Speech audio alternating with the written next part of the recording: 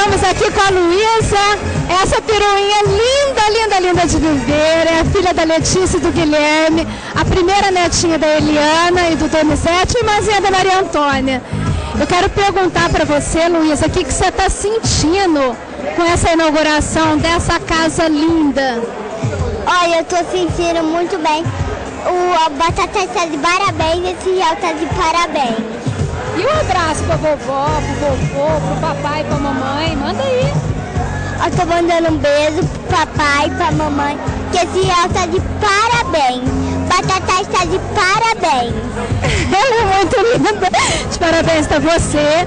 E eu tenho certeza, ela já tá assim, ó, treinando. Ela vai ser gerente do próximo supermercado, porque ela atende telefone, ela é uma verdadeira telefonista, passa, sabe todos os ramais, atende como ninguém, é uma menina linda, estudiosa, adora uma maquiagem, adora um brilho, por isso que ela está adorando isso tudo, porque é tudo muito lindo, não é mesmo?